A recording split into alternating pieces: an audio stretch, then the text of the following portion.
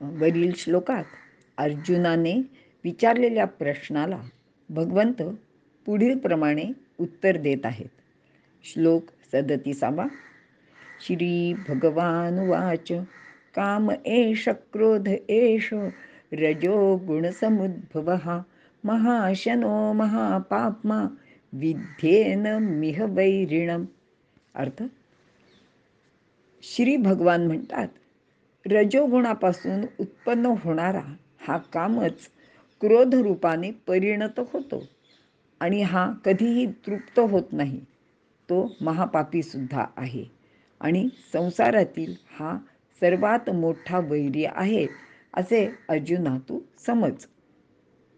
विवरण: माणसाचे एकूण 6 शत्रू आहेत. ते म्हणजे काम, क्रोध, लोभ, मोह, मद आणि मत्सर. या जगात माणसाचे हातून कोणतेही पापकर्म घडते ते कामामुळे. काम म्हणजेच इच्छा किंवा वासना, आणि ती पूर्ण झाली नाही तर क्रोध येतो. ती पूर्ण झाली की लोभ वाढतो आणि हे सर्व रजोगुणामुळे उत्पन्न होते. आपण दुसऱ्या अध्यायात याचे विवरण सुद्धा पाहिलेले आहे. माणसाला सतत काहीतरी हवे आहे असे वाटत राहते आणि एखादी गोष्ट हवी वाटणे म्हणजेच काम किंवा इच्छा निर्माण होणे. सत्वगुण शुद्ध स्वरूपात असेल तर तेथे आसक्ती नसते. येथे शुद्ध स्वरूपात असे म्हटले आहे कारण नुसत्या सत्वगुणाला सुद्धा आपण जे चांगले वागतो किंवा त्या माणसाला अहंकार होतो की मी खूप चांगलं वागतो, माझ्या हातनं काही वेडवाकडं वागलं जात नाही, मी काही पाप करत नाही. शिवाय लोकांनी आपल्याला चांगलं म्हणावे यासाठीही ते प्रयत्नशील असतात. त्यांना आपली कीर्ती व्हावी असे सुद्धा वाटत असते.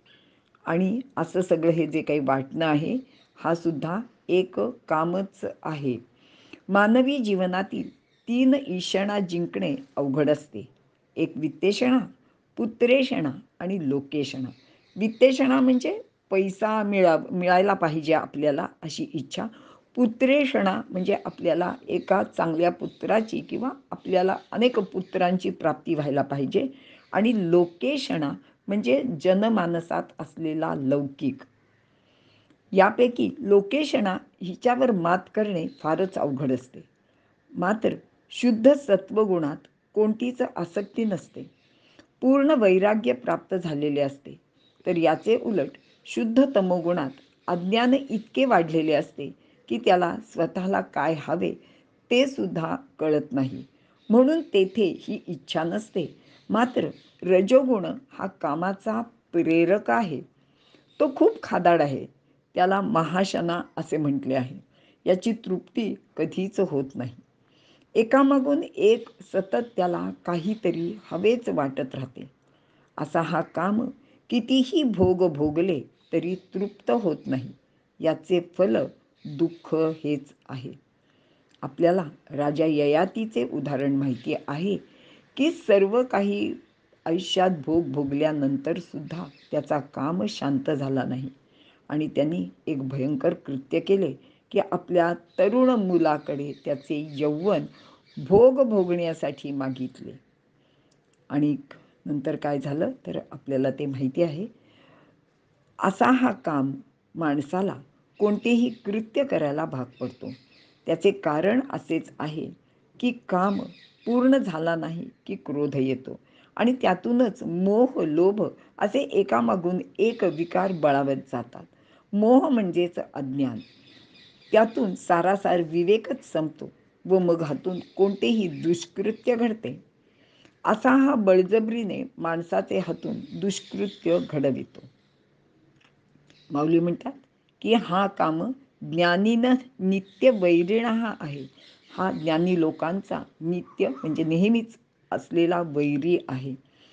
असा हा काम याचा विचार भगवंतांनी सांगितला आहे. भगवान शंकराने या कामाचे दहनच करून टाकले म्हणून त्याला कामारी असे म्हणतात. मनात कोणतीही इच्छा निर्माणच होऊ नये यासाठी शंकर स्मशानातच वास्तव्य करतात व वैराग्य अबाधित राखण्याचा प्रयत्न करतात. ते खरे ज्ञानी व उमापती आहेत. उमा म्हणजे विद्या. जो ज्ञानी नाही तो कामापासून दूर राहू शकत नाही. या कामाला अनिल म्हणजे अग्नी असेही म्हणतात. तो माणसाचे सुख दग्ध करतो. रजोगुणामुळे काम निर्माण होतो. रजो रागात्मक विद्धी तृष्णा संगसमुद्भवम. रजोगुण तृष्णा आणि आसक्ती यांचे मूळ आहे. कारण हा रजोगुणच माणसाला कर्माकडे सतत प्रवृत्त करत राहतो. तो वाढतो तेव्हा लोभ प्रवृत्ती व कर्मारंभ अशी मनाची अशांत वृत्ती वाढीस लागलेली असते. मन तर चंचल असते. सर्व प्राणी मात्रात जी भेदबुद्धी दिसते ती राजस ज्ञानामुळेच. या गुणामुळे धर्म अर्थ काम या 3 गोष्टी नीटपणे पूर्ण होत नाहीत. याचेमुळे भोगप्रवृत्ती वाढीस लागते. ती पूर्ण करण्यासाठी कर्म केले जाते. जगातील सर्व काही सुख मलाच हवे या विचाराने मनाचा समतोल बिघडतो. अशांत मन कोणतेही कार्य नीट करू शकत नाही. सर्व काही मलाच हवे या वृत्तीमुळेच कलह माजतात. अहंकार सुद्धा वाढीस लागतो. या अशा विषय भोगामुळे प्राप्त होणारे सुख क्षणिकच असते. ते लगेच नष्ट सुद्धा होते. सुख थोडे दुःख फार असे याचे गणित आहे. रजोगुणापासून काम उत्पन्न होतो. हे रजोगुण मानसीचे समूळ आसुरियेचे झाले पण ययाचे अविद्या केले असं माऊली या रजोगुणाचं वर्णन करतात. या कामोपभोगात विघ्न आले की क्रोध येतोच.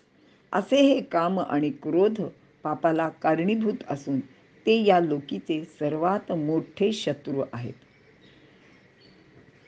माऊली पुढील ओव्यात याचं वर्णन करतात की कामक्रोधू पाही जया ते कृपेची साठवण नाही, कृतांताच्या ठाई मानी जती. हे जीविताचे वैरी आहेत असंही ज्ञानदेव सांगतात. तसेच ही विवेकाची त्राय फेडिली, वैराग्याची खाल काढिली, जितया मान मोडिली उपशमाची असं वर्णन माऊलींनी केलेलं आहे. आणि इथे आपण थांबूया.